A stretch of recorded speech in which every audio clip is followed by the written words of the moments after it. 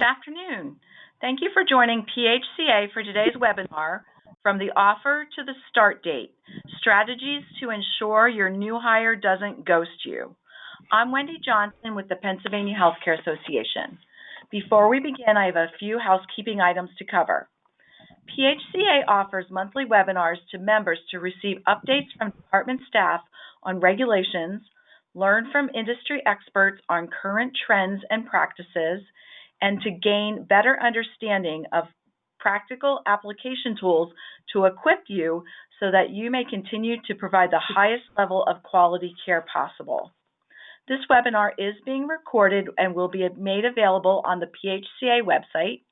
The webinar has been approved for one continuing education credit for PHCA members. Credits will be uploaded to NAB within the next 2 weeks for those who have provided us with your unique NAB number. I'll be launching a link to a quick survey at the end of today's webinar, which is a little bit different from how we've done things in the past if you've attended any of our other webinars. Your feedback is important to us and our speakers, so please take a moment to complete the survey.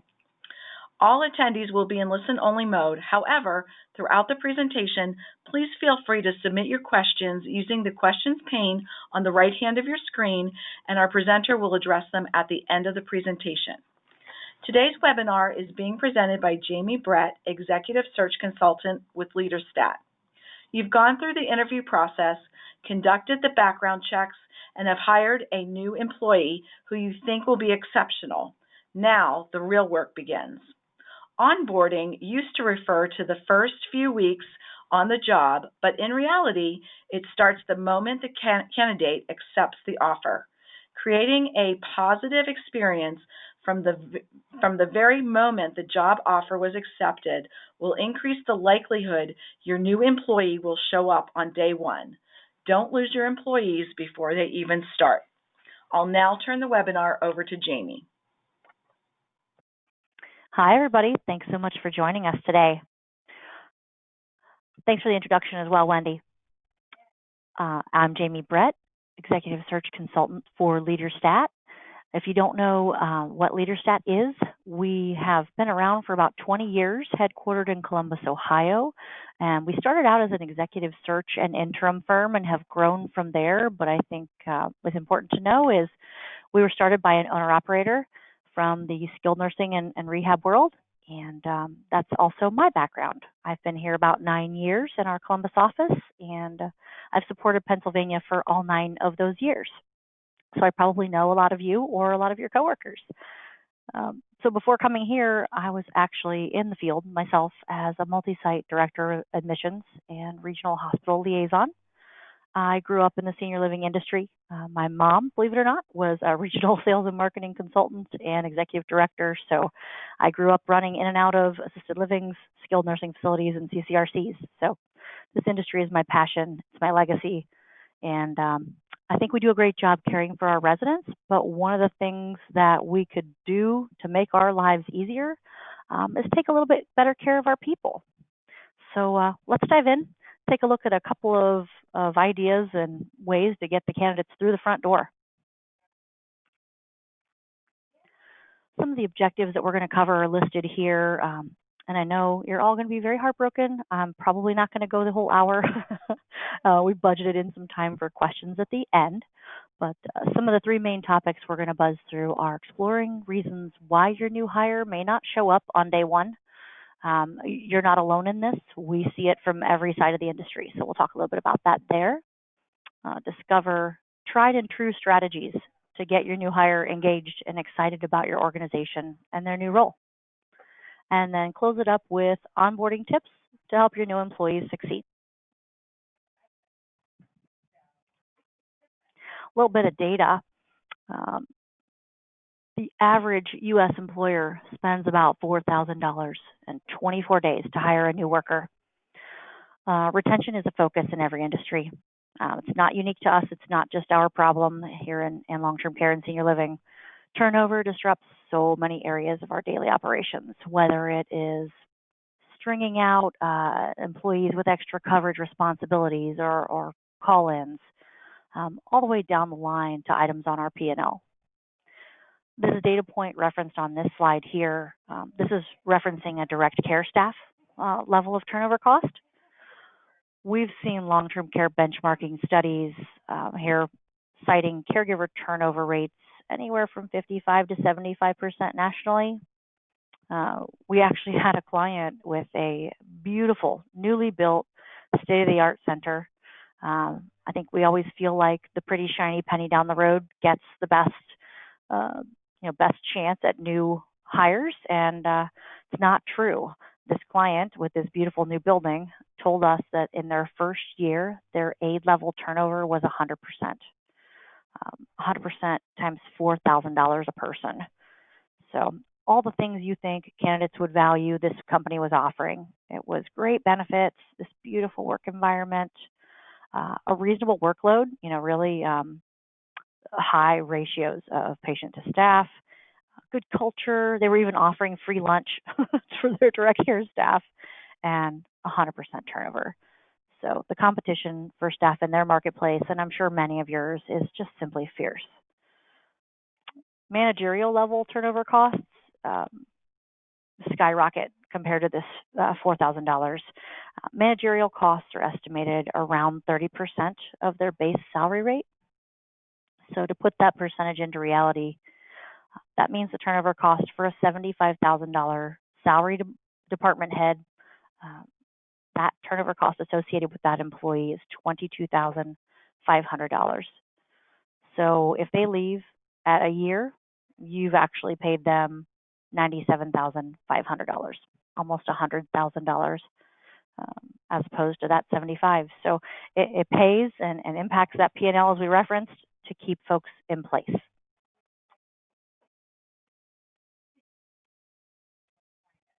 Some other factors that impact our P&L, our bottom line, specific to costs with recruiting and bringing on new individuals, are lumped into a couple different categories. External recruiting costs.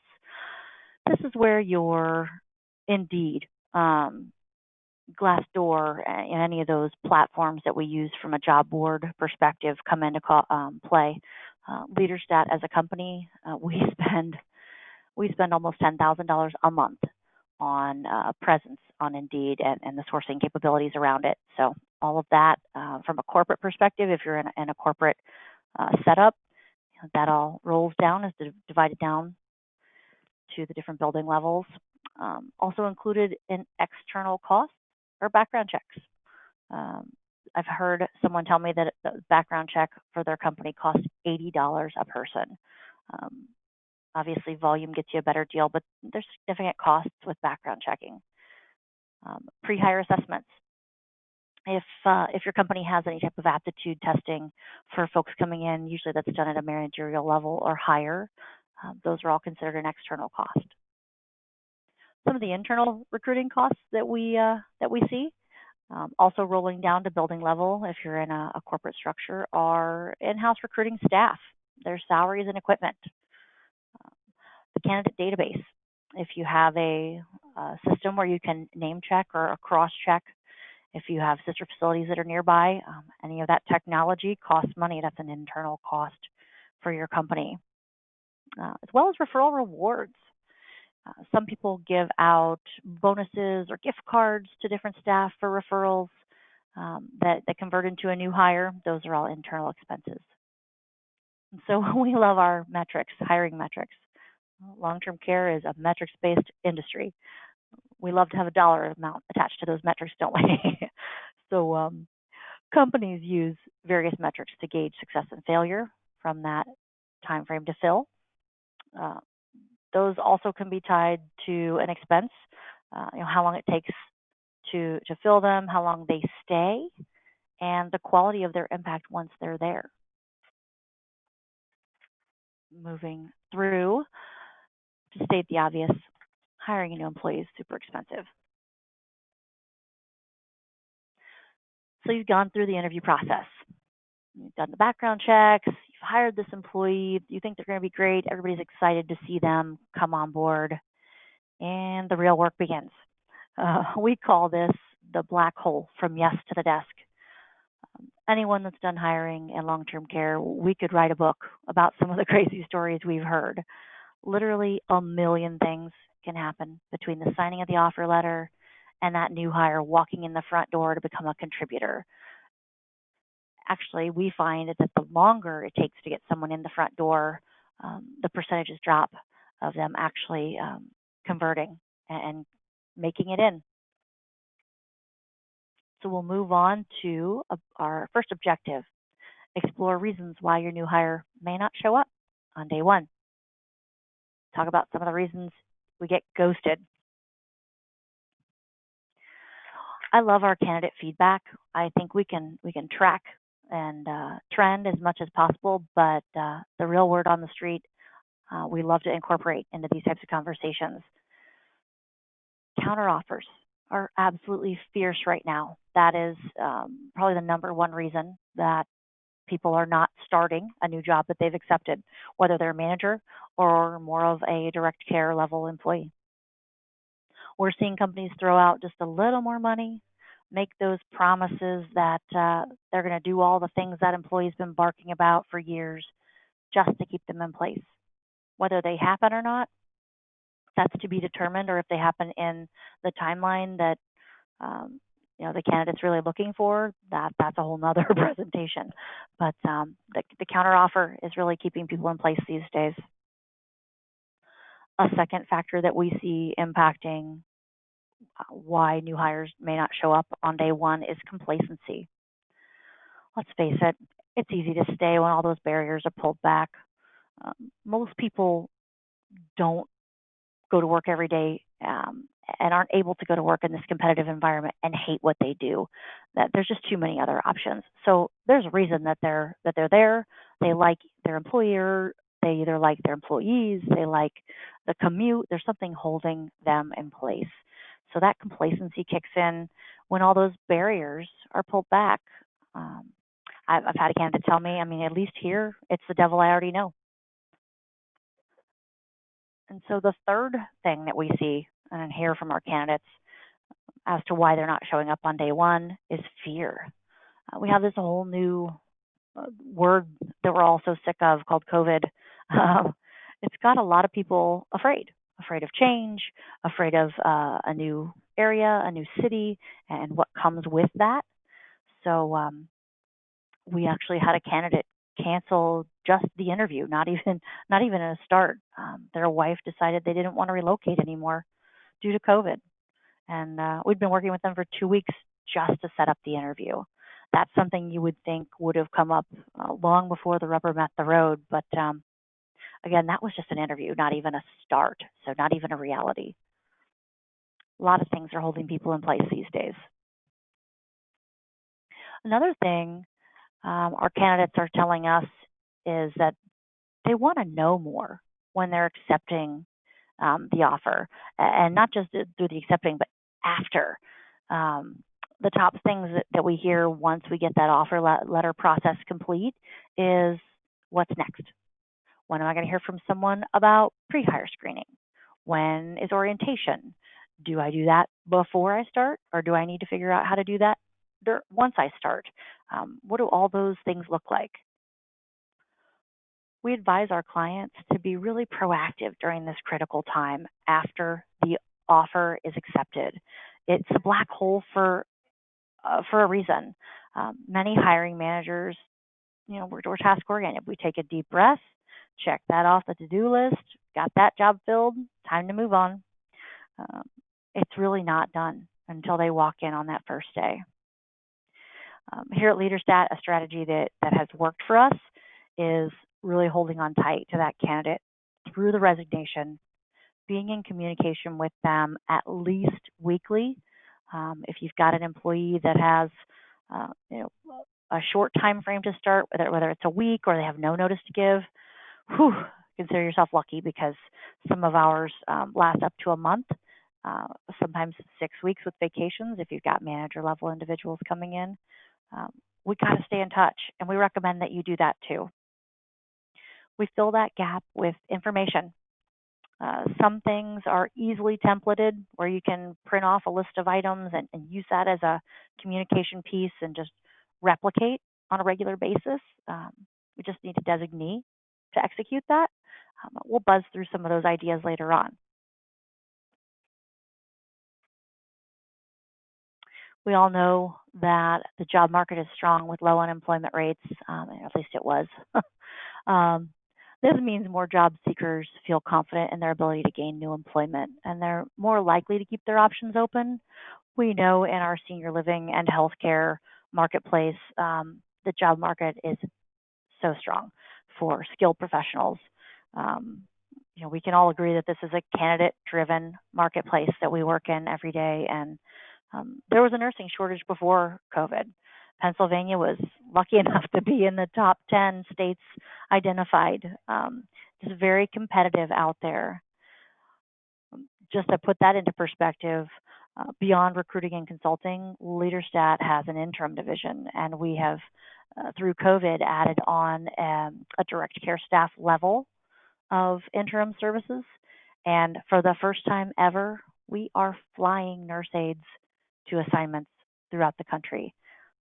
I'm going to pause and say that again.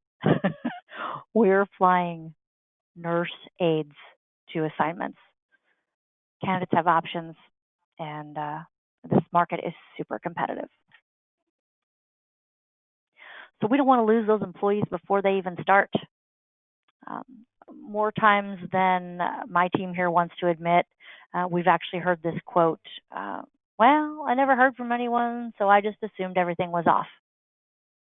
Whether it's in scheduling an interview, in scheduling a start, that is the absolute kiss of death when someone has not heard from the employer before they're scheduled to get going. In a candidate-driven market, we can't sit back like those 1950s employers of old and expect those new hires to just be so thrilled to have a job with us. We have to seek out a connection with them, really make them feel that we're the best option that they're going to see. Some more stats for my data-loving friends. 75% of job seekers are voluntarily looking for a new job and can afford to be selective. That means they're active. They are out there talking to people and not just you. 33% of job seekers say they've ghosted an employer for a high-paying job elsewhere. And that number goes from 33 to 50% if you categorize it by Gen Z and millennials. Another thing we always say around here is time kills deals. Active candidates, they're interviewing at multiple locations because everyone's got an opening. It's not uncommon for them to get multiple offers. The good ones, they are getting hired on a single interview. At times, my MDS candidates, they're gone. If there's a 2 or 3 step process, they're already hired out by somebody else. Once their toes in the water, they are active and engaged and looking for something new and listening. So it's not uncommon for those multiple offers to from a timing perspective, hit while they're in the resignation period. Time kills deals. They can kill a yes. If a dream job, dream scenario pops up 2 days, 3 days before they're scheduled to start with you, and that offer is laid on the table, we often don't get a chance to even counter it. Sometimes we lose just to timing. And as to the ghosting, even we see it here too, even in a world where it's so easy to send a text message. You don't even have to communicate face-to-face or over the phone and hear the disappointment in someone's voice. They can just send a text. People in general lean towards being non-confrontational. And with no communication, building up a type of loyalty before the start, it's so easy to just walk away and take that higher paying job. You just got ghosted.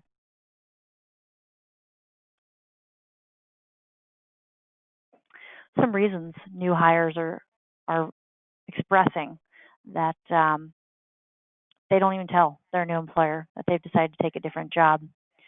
Number 1, poor communication from the hiring party.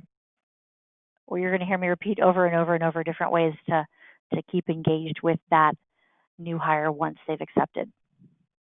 Another thing is the time kills deals. If employers are too slow getting that offer to them and another one slides in underneath you, sometimes they're taking the first option.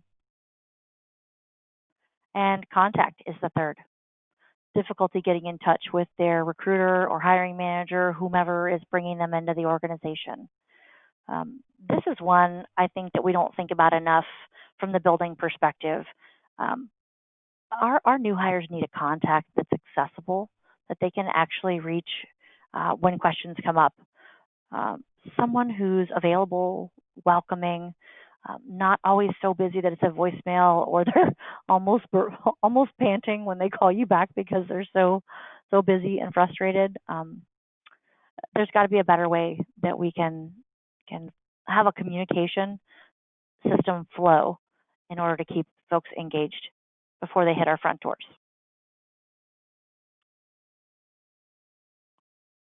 Communication is key.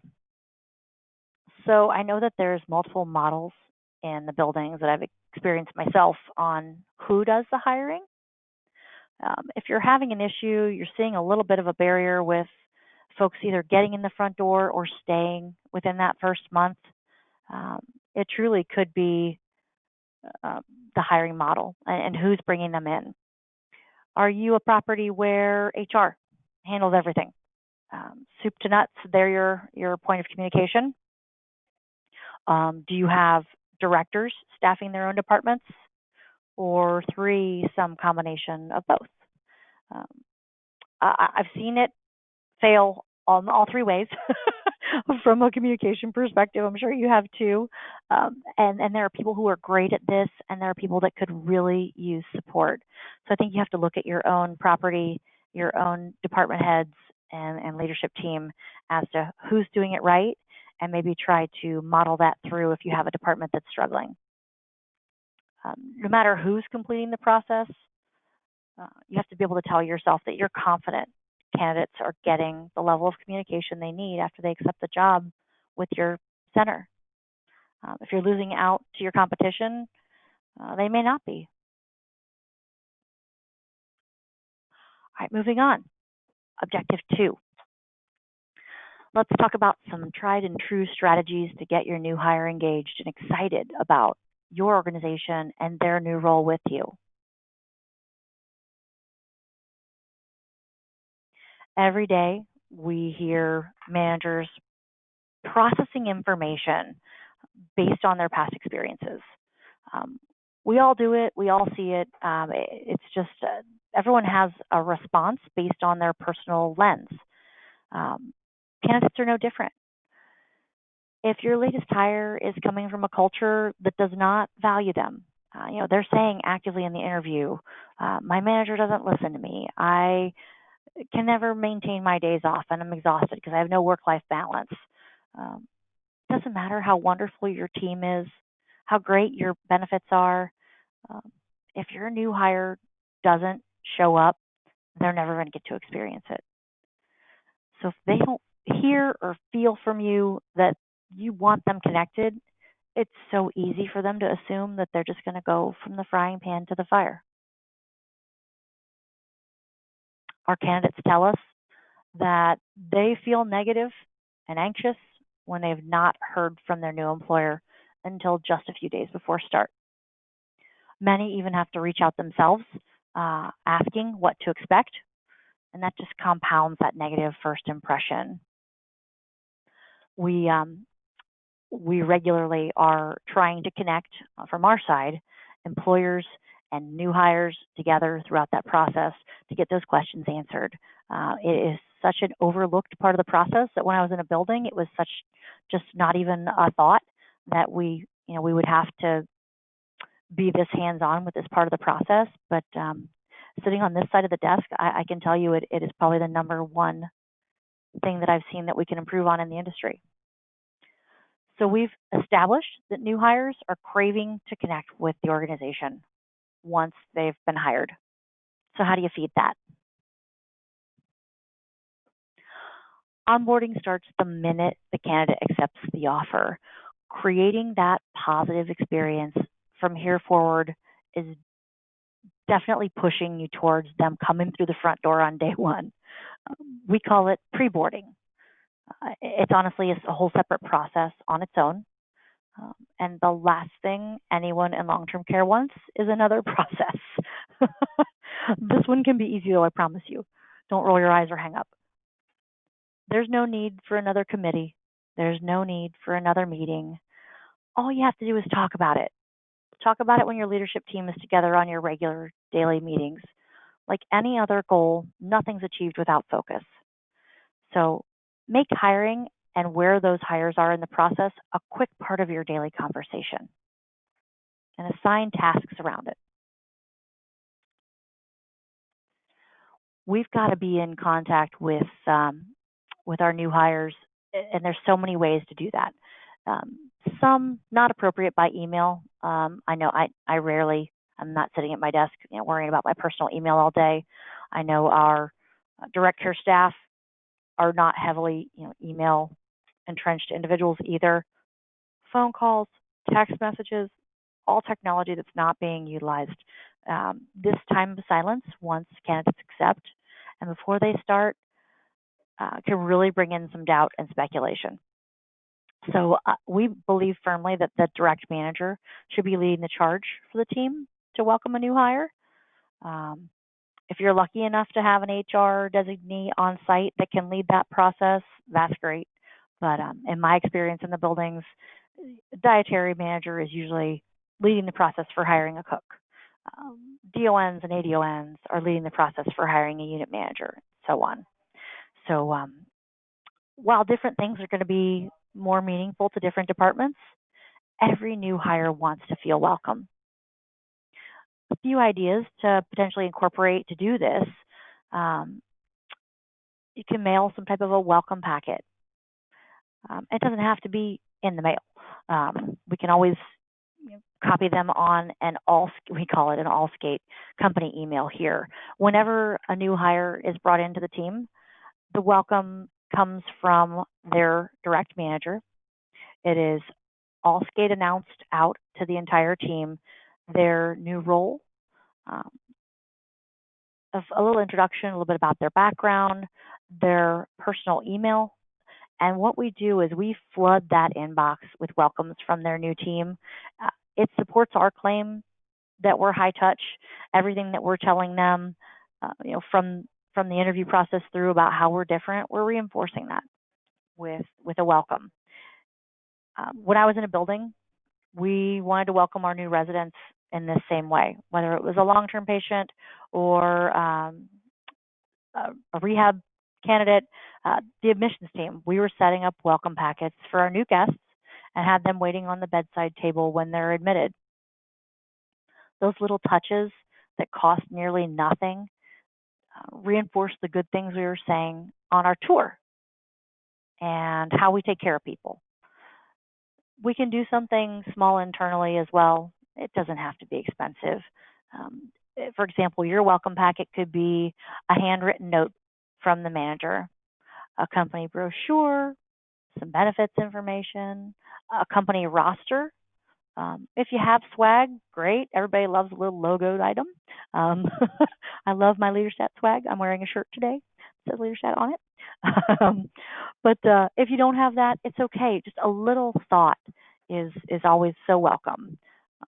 In my career, I've honestly never experienced a start like I did here at LeaderStat, and it reinforced that we have opportunity. So where are your opportunities to do better in this area and create some team spirit before your new hires even start? It's a great thing to think about if you have any issue with retention and getting people through the front door. Beyond just a warm introduction, we also recommend inviting them to any team events or building events that you may have coming up, whether it's in that time before they get in your front door or even that first week or so after. This just gives them a chance to feel more at ease on that first day. It's got that positive, warm and fuzzy that just leads into a positive experience from the start. Other things we can do to build a connection, have the immediate team send a text message and welcome that person individually. You can even assign it by day. If you've got a team of 5 on your unit and you've got a new player coming in, uh, share their their email. Goodness, share their phone number with the team, and have everybody send them a welcome text one by one. Every day, they'll get a little reminder that it's a great place to work, and it'll make them want to come in the front door. Take advantage of tech. We had a recommendation where a smaller team, took a video of themselves, smiling, waving, can't wait to see you, text it over. It's hilarious. Talk about a laugh, and you're communicating your culture. You're really entrenching that individual just by a visual. Another thing that we've seen be really successful are setting calendar invites with reminders for different team members to send a note through their resignation period. You can have, if you're hiring a department head, say you're bringing in an ADON. The DON who brought them on can shoot out something to dietary, to your infection preventionist, to your environmental services. Just getting a point of contact and helping to learn somebody's name before you come in makes it feel like less of a lone process. And the more connected that they feel, the more likely they're going to be to walk in the front door. Okay, our final objective here, onboarding tips to help your new employees succeed. We got to have a strategy. Long-term care, we're really good. We're the kings of winging it in the onboarding area, and we've all felt it. How many of us have only known, hey, show up at 8 o'clock on your start date? When the receptionist doesn't know that you're even coming, the excitement level just drops throughout the day. We deal with hard stuff in this industry. I think we could do so much better at making the entry point a warm welcome and not just throw our new employees to the wolves. I've had personally very few true onboarding experiences in my career. I can bet I'm not alone. After an incredibly boring orientation covering all the general required topics, the norm was usually, all right, here's the admissions office. Let me know if you need anything. Oh, and the regional will be in sometime this week to talk with you too. I don't know what day. So yeah, I know I'm not the only one that's had that experience. The majority of candidates that we place that don't make it, they have indicators in the first week. More times than not, when they're struggling, the feedback is, I still don't know what all the company processes are. No one ever gave me, a full orientation to my job to know, exactly where everything is. I've had many DONs tell me they've stayed nights and weekends just to dig through the piles of crap, papers, notes, to-dos that are left over by the person before them, just to figure out what needs to be done immediately. That's not the kind of welcome that we want to give our team members.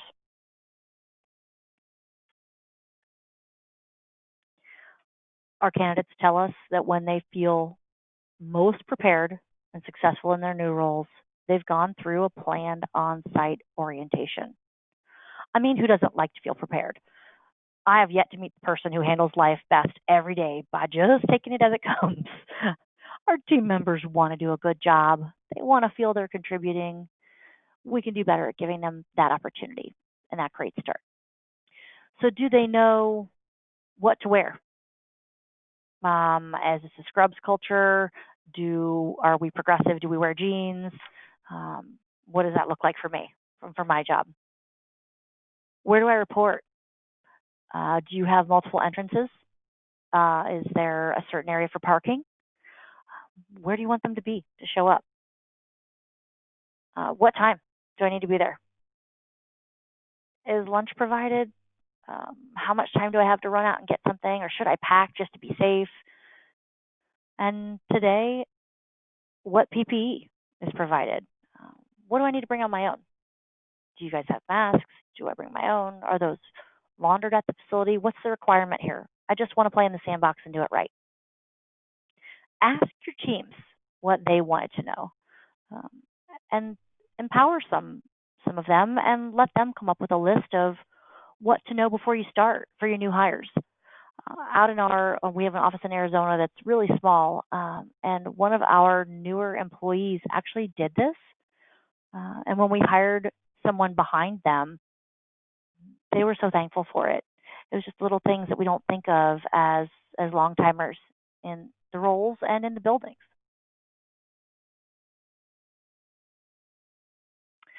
On day one, another thing to think of to make their onboarding successful.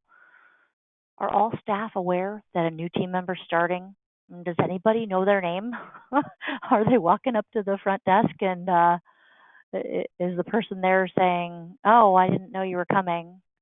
Have a seat. Let me go figure out who's going to show you around." How does that feel versus, "Hi, Jamie.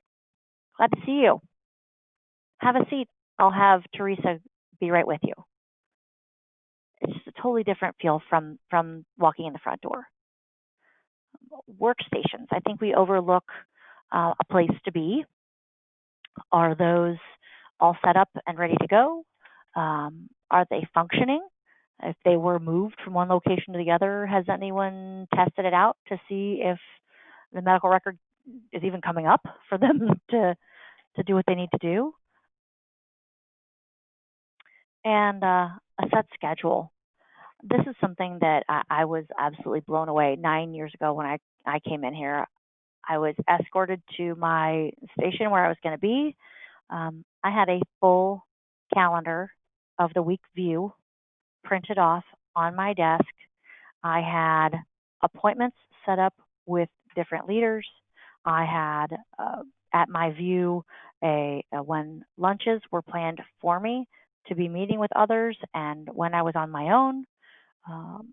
It was a huge relief to be given the opportunity to follow along and get the feel of my new workplace, but still have a little bit of an idea what that was going to look like instead of just kind of blindly tagging along behind someone else and feeling like a weight on their ankle. So in all my years, I'd never experienced anything that strategically set up on my behalf, and it was really flattering. Another thing is pairing folks up with a mentor. Who do I go to for questions? There should be a person in the department identified as the go-to for new hires. We all know who they are. There are folks that are really great at this, and we'll talk a little bit about mentoring here on one of the next slides. But lunch is something we don't think about as well. It's just a nice place to connect outside of the unit to and to have that planned kind of I don't want to say force that connection, but it truly does move relationships forward and give people an opportunity to connect in a maybe not such a frenzied environment. So something to think about there. We also want to encourage questions and allow new hires to seek direction for as long as necessary. This is where your mentors are just absolutely huge. There are people internally that would love to be in this role. Those naturally happy people, they're easy to approach. They're just great in this capacity. And it makes them, as the mentor, feel valued, to be highlighted as a resource. Kind of elevates them, boosts them along the way, and it costs nothing to us. Truly just a mental pat on the back. Layered learning is something we also have to be a little bit flexible with too. It's so hard to absorb everything that we need to know to be comfortable in a new workspace. I think we can easily forget that going through our day-to-day. The state and federal stuff, all those regs that we have to know, sure, they have to be reinforced for us to meet our compliance, but that's all old hat. Educating and not being irritated on which form your company specifically requires for a specific circumstance. That may take a few times to become second nature for a new employee, but we got to have a little patience. little patience on that side of the house. And we have to encourage that no question is out of the question for those new hires. We do something here called Back to the Basics. It's a good reminder. We do it in our department head meetings. I guess my director does that maybe quarterly or so. And I'm not going to lie. After all these years, I am so annoyed when I see Back to Basics on the agenda. It's a major eye roll. But every time by the end, I pick up something that I can improve upon. So taking the whole team back to the basics on hiring and welcoming new employees and retention and what it means to all of us, it's never a bad thing. It's everybody's job to make that new employee feel like they're part of the team. So I know we talked about lunch meetings. And I will reinforce again, we set up lunch meetings here with different departments for our new hires throughout their first month, kind of spread them out so they don't take up a ton of time, but it really allows the new employee that's coming on board with us to get to know some of the resources and their new teammates. Another thing that we could really do to make folks feel like they're part of our team is share our own unspoken things that we do. Every organization has nuances, and all of us old-timers forget that. So here, one of the things that we like to just let people know is Friday is Breakfast Club. There's a schedule of who brings it in. It's in the lunchroom. If you want to be part of it, great. You certainly don't have to, but we let them know who kind of coordinates that schedule and how to jump on board.